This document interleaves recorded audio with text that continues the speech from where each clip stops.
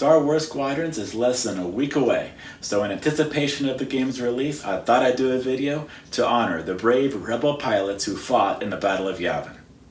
There were a total of 30 ships involved in the attack, and only 2 X-Wings and 1 Y-Wing survived, along with the Millennium Falcon. The attack force consisted of 3 squadrons: Gold Squadron, Green Squadron, and of course, Red Squadron. Out of the 30 ships, 8 were Y-Wings, which made up all of Gold Squadron. Green Squadron consisted of 10 X-Wings, and 12 X-Wings belonged to Red Squadron.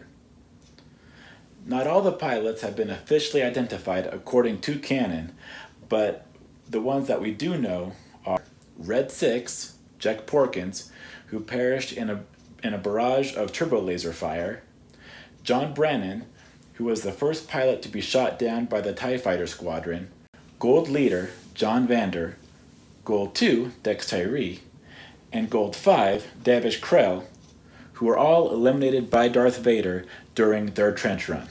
Then there was Red Leader Garvin Dress, who was the only other pilot to get a shot off at the exhaust port. But after missing his target, his ship was disabled by Vader, then he deliberately crashed his fighter into the surface of the Death Star. Then there was Red 10 Thera Net, Red 12 Puck Nico, and Red 3 Big Starglider, who were also eliminated by Darth Vader. The surviving fighters were Red 5 Luke Skywalker, Red 2 Wedge Antilles, whose fighter malfunctioned but still survived, and Gold 3 Yvonne Verlaine. Other than Darth Vader, the only other TIE pilot to survive the assault according to canon was Iden Versio. Her survival would earn her the title as leader of Inferno Squad and would later defect to be a fighter on the Alliance. Since we're on the topic of surviving TIEs, I wanted to put in an honorable mention out to the surviving TIE pilot Quarrel of the Legends timeline, who crash-landed on Yavin 4 during the battle and was stranded there for 20 years until discovered by the Solo twins, Jason and Janna. You can find this story in the Young Jedi Knights novels. I often hear people ask, if this was such an important attack, why were there not more fighters, such as A-Wings, B-Wings, and heavy assault cruisers, that were called to the Yavin base to assist in the attack, such as there were in Return of the Jedi?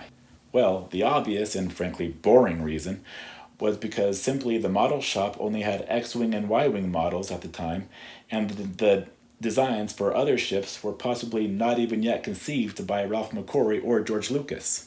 However, my fan theory is that even though the plans were retrieved at great risk and the Battle of Scarif was considered a victory by the rebels, it was still too dangerous to involve all the ships in the Alliance in the battle.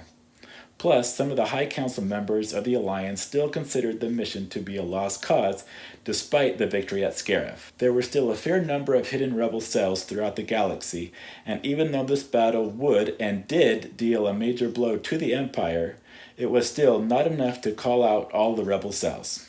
The rebels had to still be able to function if the attack had failed and the base destroyed. Mon Mothma was immediately evacuated, however Leia insisted on staying on the base to oversee the attack. According to Wikipedia, in the event that the base was destroyed, Mothma's contingency plan was to surrender to the Emperor and hopefully give the appearance that the Alliance had given up. Although this battle may not have been the largest in scale, such as that of Endor or the Battle of Jakku, it did serve as a major turning point for the rebels in the Galactic War. Thank you for watching. Please like and subscribe to the video, and we'll see you again soon.